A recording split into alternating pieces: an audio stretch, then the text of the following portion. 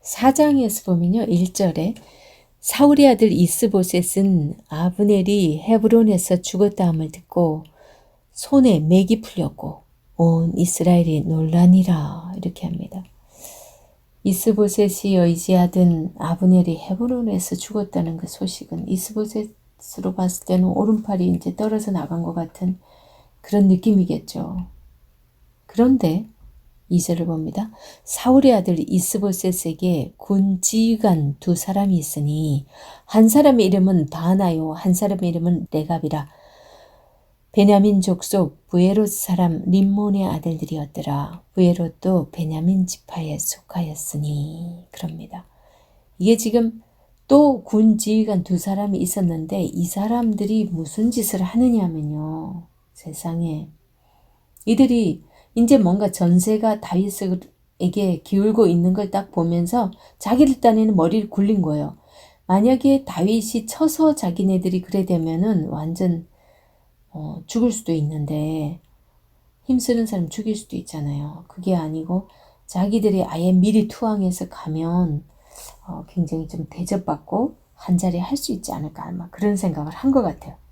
그러니까 이 사람들이 지금 군지관 이 둘이가 이스보셋한테 이제 쓱 뭘 밀을 가지러 온 채 하고 들어갔는데 이스보셋이 낮잠을 자고 있었던 거예요. 그때 이스보셋의 머리를 베어서 다윗 왕에게 가지고 갑니다. 과연 다윗이 이들을 어떻게 받아들일까요? 그죠? 이 사람들은 아마 사울의 머리를 쳤다고 한 사울을 죽였다고 한 그 사람을 아말렉 소년을 죽인 거를 몰랐던 것 같아요. 그죠? 10절부터 읽어볼게요. 전에 사람이 내게 알리기를 보라 사울이 죽었다 하며 그가 좋은 소식을 전하는 줄로 생각하였어도 내가 그를 잡아 시글락에서 죽여서 그것을 그 소식을 전한 값품으로 삼았거든. 하물며 악인이 의인을 그의 집 침상 집에서 죽인 것이겠느냐? 그런즉 내가 악인의 피 흘린 죄를 너희에게 갚아서 너희를 이 땅에서 없이 하지 아니하겠느냐 하고 청년들에게 명령하매 곧 그들을 죽이고 수족을 베어 헤브론 못가에 매달고 이스보셋의 머리를 가져다가 헤브론에서 아브넬의 무덤에 장사하였더라. 그럽니다. 참 오늘날에도 많은 정치인들 중에 다윗처럼 이렇게 하는 사람이 있으면 얼마나 좋을까요? 그죠? 그러면 그 사람이 대통령 될 수 있을 텐데. 그런 생각을 해봅니다. 자, 5장 보겠습니다. 1절에서 3절 읽어볼게요. 이스라엘 모든 지파가 헤브론에 이르러 다윗에게 나와 이르되 보소서 우리는 왕의 한 골육이니이다. 전에 곧 사울이 우리의 왕이 되었을 때에도 이스라엘을 거느려 출입하게 하신 분은 왕이시었고 여호와께서도 왕에게 말씀하시기를 네가 내 백성 이스라엘의 목자가 되며 네가 이스라엘의 주권자가 되리라 하셨나이다 하니라. 이에 이스라엘 모든 장로가 헤브론에 이르러 왕에게 나오매 다윗 왕이 헤브론에서 여호와 앞에 그들과 언약을 맺으며 그들이 다윗에게 기름을 부어 이스라엘 왕으로 삼으니라. 드디어 이렇게 해서 다윗이 이스라엘의 왕이 됩니다. 그리고 4절 5절에서 보면요. 다윗의 나이가 30세 때 왕이 되었다고 합니다. 거기서 이제 헤브론에서 7년 6개월 동안 유다를 다스렸는데 예루살렘에서 33년 동안 그렇게 해서 총 이제 40년이라고 얘기하죠. 40년 6개월이네요. 그죠? 지금 헤브론은 남쪽이 유다 중심 지역이었다고 보면요. 지금 예루살렘은 중간 지역쯤 되는 거예요. 다윗이 왕이 되어서 40년을 통치했다고 하잖아요. 그러니까 30세 왕이 됐으니까 70세까지 왕이 되었네요. 그래서 어떤 목사님들은 그 목사님들의 정년을 70년으로 해야 된다 그렇게 말씀하신 분도 있어요. 다윗은 그래서 온 이스라엘의 왕이 된 후에 여부스 족속을 쫓아내고 이 여부스 족속이 가나안의 7부족 중에서 하나죠. 그런데 아직도 그럼 예루살렘에 이들이 살고 있었다는 얘기예요. 그죠? 그들을 쫓아내고 원래 그 여호수아에게 다 쫓아내라고 그랬는데 이들이 아직 살고 있었다는 거죠. 그래서 예루살렘을 탈취해서 이 다윗성이라고 이름하잖아요. 그게 이제 6절에서 9절까지 이 언급을 해주고 있습니다. 유다를 다스릴 때 거했던 헤브론은 너무 남쪽에 치우쳐 있었고 세겜이나 실로에서 너무 떨어져 있을 뿐만 아니라 레위 족속의 도시였고 또한 유다 족속과 관계가 깊은 도시이기 때문에 사실 온 이스라엘의 왕이면서 너무 유다 쪽에만 치우쳐 있으면 아무래도 그렇잖아요. 다른 지역 사람들이 지역 감정이 있을 수도 있기 때문에 그래서 치우치지 않기 위해서 예루살렘을 차지하는데 딱 보니까 이 여부스 족속이 왜 그때까지도 이렇게 안 쫓아내고 남아있으냐면은 여기가 이스라엘의 그 어느 부족도 접근하기가 아주 힘들 정도의 요새 같은 곳이었대요. 이 예루살렘이. 그래서 예루살렘은 BC 3000년경에 최초로 정착하기 시작하였고 아브람 시대에는 왕의 성읍이었대요. 여기가. 그런데 그 가나안 정복 때 유다와 베냐민이 그곳을 정복하였으나 곧바로 여부스 족속에게 내주게 되고 그래서 그때까지는 이제 여부스 족속을 아무도 이제 이렇게 몰아내지 못했던 거죠.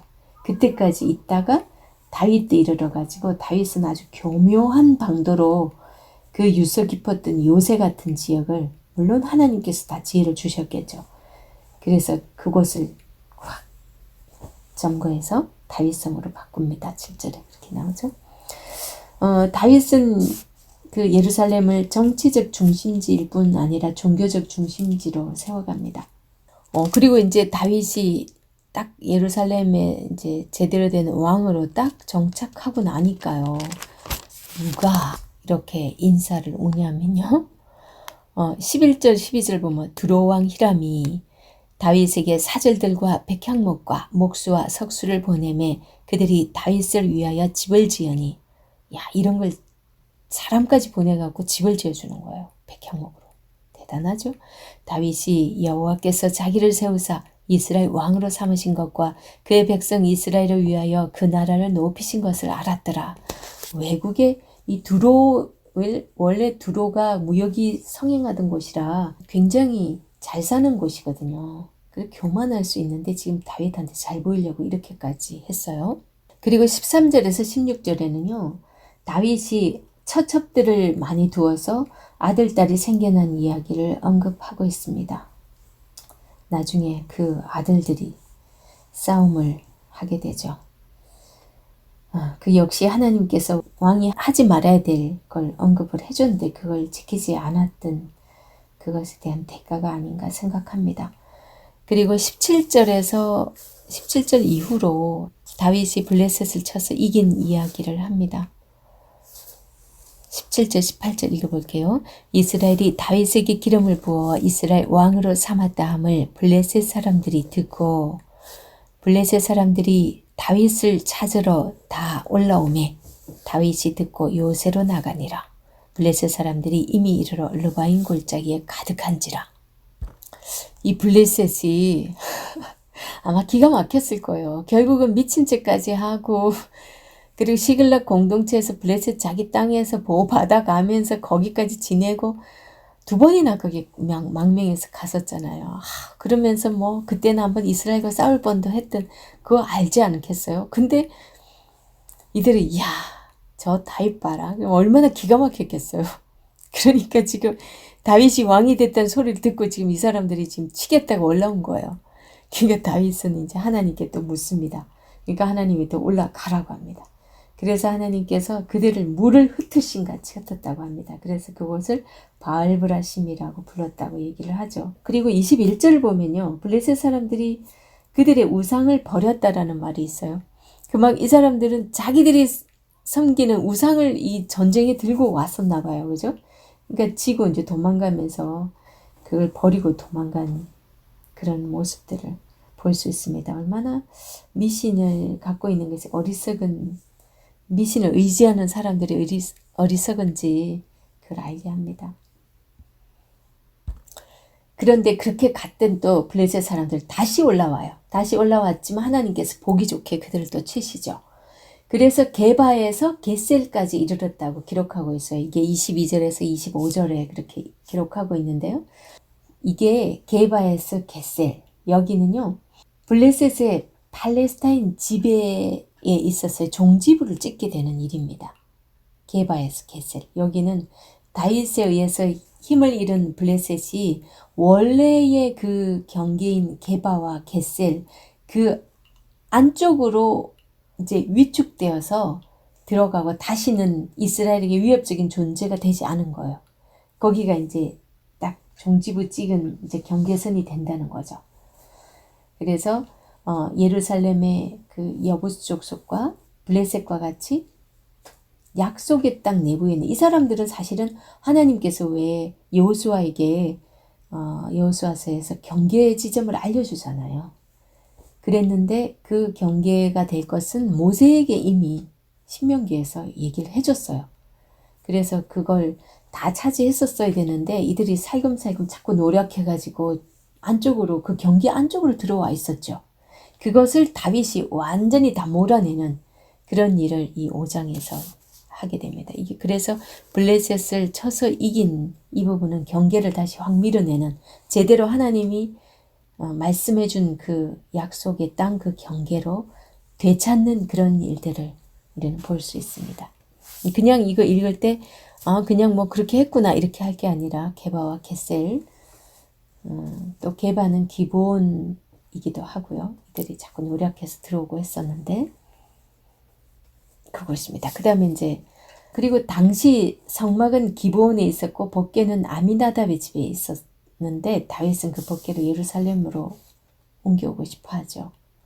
그러니까 이 기브온 그 지역이 겨우 이스라엘 지역이긴 하지만 블레셋 사람들이 왜 자기들 갖고 갔다가 그걸 되돌려 주잖아요. 그 가장 거기서 또 이스라엘 진영이긴 하지만 아주 그 경계선 가까운 곳에다 둔 거죠.